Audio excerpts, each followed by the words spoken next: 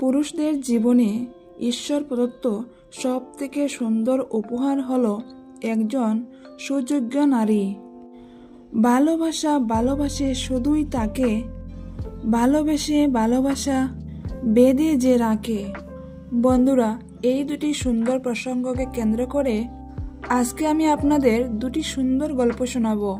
বন্ধুরা, আপনারা আমার চ্যানেলে নতুন হয়ে থাকলে চ্যানেলটি অবশ্যই সাবস্ক্রাইব করে আমার পাশে থাকবেন এবং ভিডিওটি যদি ভালো লাগে তাহলে অবশ্যই একটা লাইক করবেন এবং ভিডিওটি সম্পূর্ণরূপে দেখবেন। আমি আশা করি আপনাদের নিশ্চয়ই ভালো লাগবে। বন্ধুরা, একবার এক পিতা তার ছেলের বিয়ে ঠিক পূর্ব মুহূর্তে পুরুষদের জীবন সম্পর্কে কিছু কথা বলেন। তিনি এটাও বলেন যে তার ছেলে যেন সারা জীবন এই কথাগুলি মনে রাখে। সেই ছেলেটি তার বাবাকে কথা দেয় যে সারা জীবন সে তার বাবার বলা কথাগুলো অক্ষরে অক্ষরে পালন করবে।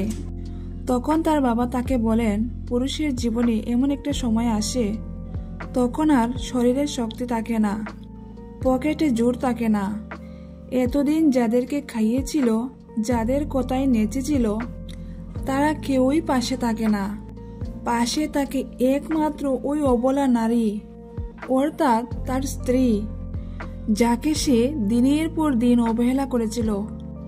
অন্যান্য তৃতীয় মানুষের কথায় তার উপর মানসিক শারীরিক নির্যাতন করেছিল। পুরুষকে জন্ম দেন একজন নারী, আবার সেই পুরুষের শেষ সময়ে পাশে থেকে সুন্দর একটা মৃত্যু উপহার দেয় সেই নারী। একজন পুরুষের শরীরের শক্তি ও পকেটের জোর যতদিন থাকবে ততদিন সে তার স্ত্রীকে মানুষই মনে করে না। যখন এইসবে বাটা নেমে আসে তখন তার জীবনের ফুস ফেরে যে কে তার আপন আর কে তার পর। আসলে তখন আর কিছুই করার থাকে না। পুরুষের ভালোবাসার তখন আর কোনো মূল্যই থাকে না, কারণ স্ত্রীর কাছে এসবের আর দরকার নেই।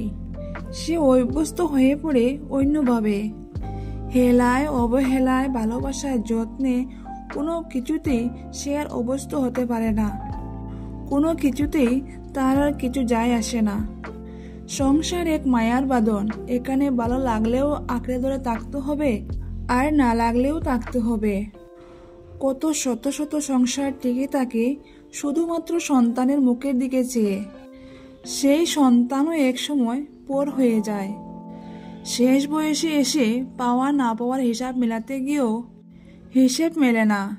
সেই অবহেলিত অযাচিত নারী আপনাকে শেষ বয়সে এসে বিপদে আপদে সুখে দুঃখে দেখে রাখবে। কাজেই আজকেই সতর্ক হওয়া উচিত, নিজের সহধর্মিণীকে মূল্য দেওয়া উচিত। এর ফলে শেষ বয়সে অন্ততপক্ষে লজ্জিত হতে হবে না তার কাছে। বন্ধুরা, স্ত্রীর গুরুত্ব বুঝতে আজকের এই প্রথম গল্প থেকে শিক্ষণীয় 3টি কথা সর্বদা মনে রাখুন। প্রথমত, সময় থাকতে সময়ের মূল্য দেওয়া উচিত, কারণ একবার সময় চলে গেলে তা আর কখনো ফিরে আসে না। দ্বিতীয়ত, একটা না একটা সময়ের পর প্রত্যেকেরই জীবনে জমে যেতে হয়, সেটা পুরুষ হোক কিংবা নারী। তৃতীয়ত, পুরুষদের কাছে নিজের স্ত্রীর থেকে বিশ্বস্ত বন্ধু আর দ্বিতীয় কেউ হতে পারে না। তো বন্ধুরা, চলে আসি আজকের দ্বিতীয় গল্পে। দ্বিতীয় গল্পে আমি আপনাদের পদ্মা ও তার স্বামী বিবেকের একটি গল্প শোনাবো। স্বামী বিবেকের সাথে তুমুল ঝগড়ার পর রাগ করে 3 দিন আগে পদ্মা চলে আসে নিজের বাবার বাড়িতে। ফেসবুক, ইনস্টা, হোয়াটসঅ্যাপ সব কিছুতেই ব্লক করে দেয় বিবেককে পদ্মা নিজের রাগে। পদ্মা রাগ করে চলে আসার পর প্রথম কিছুক্ষণ রাগের মাথায় বিবেকের কথা মনেই পড়ছিল না, কিন্তু রাগটা যখন থেকে একটু পড়তে শুরু করলো তখন থেকে প্রতিটা মুহূর্ত সে তার বরকে মিস করতে শুরু করলো। একটা মিনিটও শান্তি মতো থাকতে পারছে না সে। আর এইদিকে নিজের ইগোকে বজায় রাখার জন্য ফোনের সব কিছুতে ব্লক করে রাখা বিবেককে আনব্লকও করতে পারছে না পদ্মা।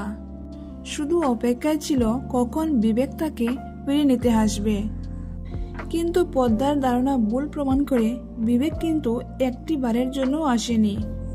পদ্মাকে তার সঙ্গে ফিরিয়ে নিয়ে যেতে। তাই পদ্মা মনে মনে ধরে নিল যে মানুষটি তাকে ছাড়া ভালোই আছে, তাহলে সে কেন শুধু শুধু কষ্ট পাচ্ছে। এইভাবে বেশ কষ্টের মধ্যে দিয়ে পদ্মার 3টি দিন কেটে গেল। 3 দিন পর আজকে সকালে পদ্মার নামে একটি চিঠি এসলো, ঠিকানাবিহীন। পার্সেলটা দেখে পদ্মা ভীষণ অবাক হলো এবং ভাবলো কে পাঠালো এই পার্সেলটা।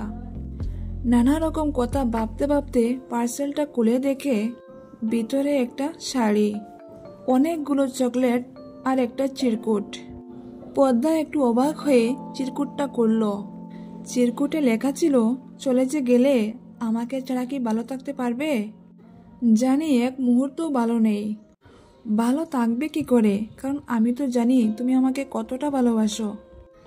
তাহলে কেন শুধু শুধু সেখানে থেকে কষ্ট পাচ্ছ আর আমাকেও কষ্ট দিচ্ছ? এবার রাগটাকে একটু কমাও, ফিরে এসো। তুমি ছাড়া আমার সাজানো গুজানো সংসার পুরোটাই শূন্য, আর আমি মানুষটাও শূন্য। অনেক ভালোবাসি তোমায় প্রিয়তমা। বিশ্বাস করুন, এটা পড়ার পর পদ্মার তীব্র রাগ ক্ষোভ সব এক নিমিষে শেষ হয়ে যায়। সে আপন মনে বসে বসে হাসতে লাগে এবং তার চোখ দিয়ে জর্জর করে জল পড়তে লাগে। কিন্তু এই জল তার আনন্দের চোখের জল। পদ্মার সঙ্গে সঙ্গে রেডি হয়ে বাইরে বেরিয়ে দেখে তার স্বামী বিবেক তার বাড়ির সামনে গাড়ি নিয়ে দাঁড়িয়ে আছে। পদ্মাকে দেখে তার স্বামী বিবেক বলে, আমি জানি আমার প্রিয় বউটি ঠিক ফিরে আসবে। এই কথাগুলো শুনে কিন্তু তখন পদ্মার খুব লজ্জা লাগছিল। সেদিনকে সে উপলব্ধি করতে পেরেছিল যে আসলে মানিয়ে নিলেই জীবন। ঝগড়াগুলোকে দূরে সরিয়ে রেখে অভিমানগুলোকে বুঝে কাছে আসতেই সব কিছু ভালোবাসাময় হয়ে ওঠে। বন্ধুরা, সম্পর্ক দৃঢ় করতে আজকের এই 3য় গল্প থেকে শিক্ষণের 3টি কথা সর্বদা মনে রাখুন। প্রথমত, ভালোবাসা মানুষের হাত ধরে সকল পরিস্থিতিতে চলতে জানলে জীবনটা খুবই সুন্দর হয়ে ওঠে। দ্বিতীয়ত, বিশেষ করে স্বামী স্ত্রীর মধ্যে ঝগড়াকে কখনোই বাসি হতে দিতে নেই। অল্প সময় থাকতে সেটাকে মিটিয়ে নেওয়া উচিত। তৃতীয়ত, ভালোবাসার সম্পর্কের মাঝে নিজেদের ইগোটাকে না আনলেই সম্পর্ক সুন্দর হয়।